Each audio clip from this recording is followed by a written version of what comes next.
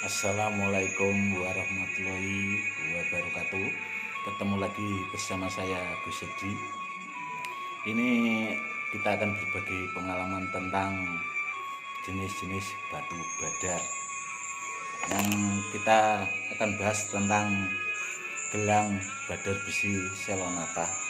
Oke saudaraku, ini gelang batu badar besi Selonata. Sudah bisa kelihatan.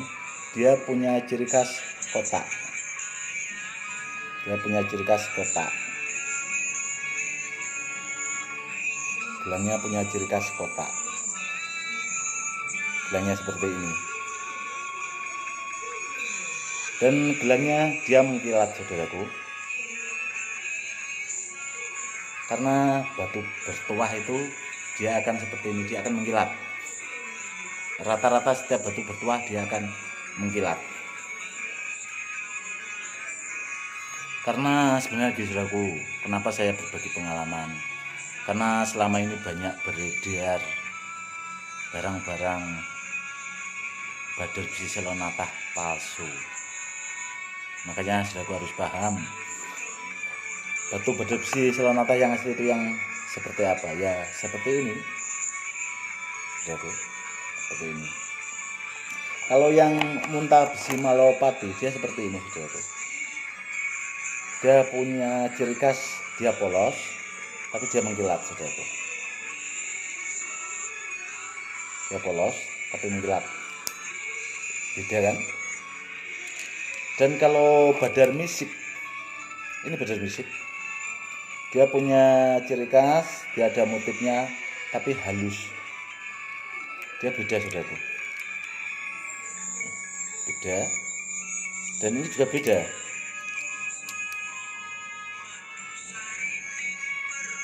Sangat beda. Kalau ini badar besi Selonata, dari namanya saja Selonata. Selo itu batu, nata itu artinya anti senjata tajam.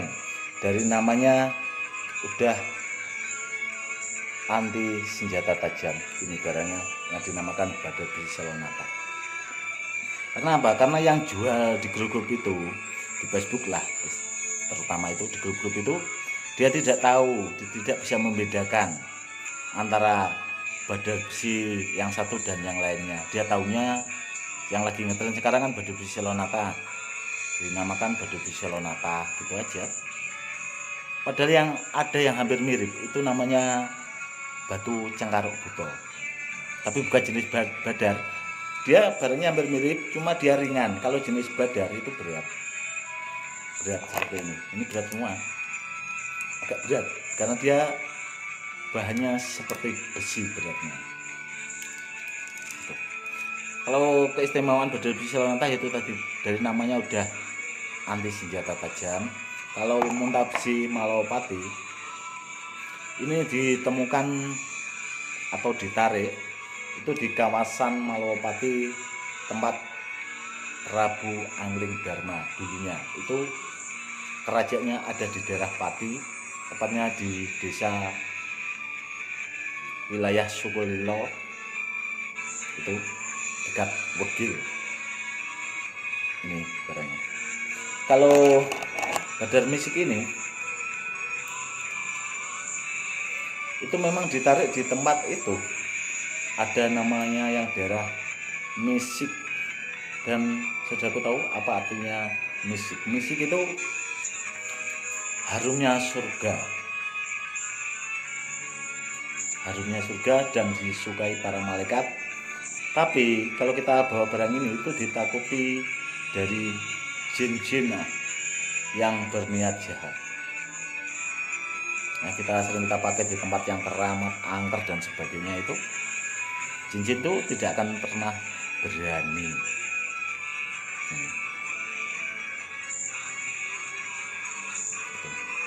Ini saudaraku, barang seperti ini sebenarnya kan udah dirancang khusus, tapi yang harus tahu, barang seperti ini itu kan sebenarnya harus diaktifkan dulu sebelum kita dimaharkan ke orang lain. Itu harusnya diaktifkan, dan yang bisa mengaktifkan barang seperti ini itu hanya orang-orang tertentu, tidak sembarang orang. Karena saya mendalami segala jenis badar itu kalau di Pati kan ada 11 jenis badar. Itu saya mengartikan benar-benar seperti ini itu sangatlah lama. Belajar ilmunya sangat lama dan sangat susah.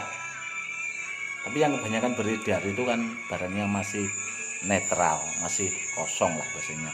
Barang itu belum ada tuanya sama sekali, tapi udah dimaharkan. Yang ditakutkan itu kan kalau dibawa orang buat sarana keselamatan ternyata barang itu kosong, nggak ada isinya, itu kan takutnya malah mencelakakan orang.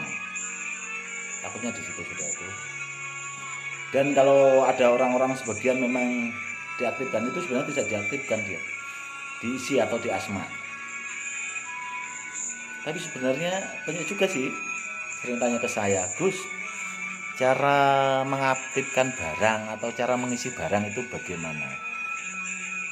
Ada yang tanya seperti itu. Kalau pengen mengaktifkan barang harus menguasai ilmu kodam.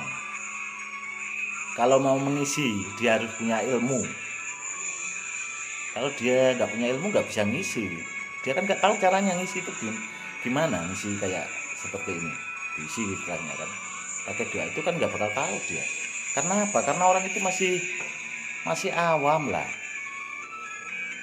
belum punya ilmu apa-apa, udah ikut online, mikirnya kan dia apa ya, mewariskan barang dapat uang banyak gitu, tapi tanpa disadari orang itu mencelakakan orang lain. Saya kadang-kadang naudzubillah min dzalik, sampai geleng-geleng gini merasakan orang-orang seperti itu. Makanya saudaraku, kalau pengen beli barang seperti ini atau mahari barang, lihatlah orangnya, pelajarilah istilahnya orangnya itu gimana, dia pakarnya enggak.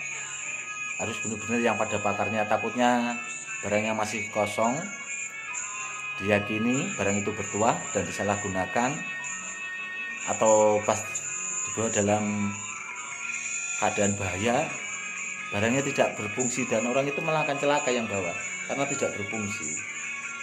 Makanya kalau pengen mahari, teliti dulu orangnya siapa, yang mahari siapa, dia pakarnya apa enggak. Kalau orang itu enggak pakarnya, enggak usah dimahari, percuma, karena akan percuma. Intinya seperti itu saudaraku. Yang lebih terutama barang-barang seperti ini kan buat syariat atau buat ikhtiar lah biasanya. Semua karena ridhonya Allah. Yang penting kita jangan lupa ibadahnya, sholatnya. Intinya di situ saudaraku. Untuk hari ini sekian dan terima kasih. Semoga pengertian ini bermanfaat buat saudaraku semua. Sekian dan terima kasih. Salam hormat saya Gus Edi. Wassalamualaikum warahmatullahi wabarakatuh.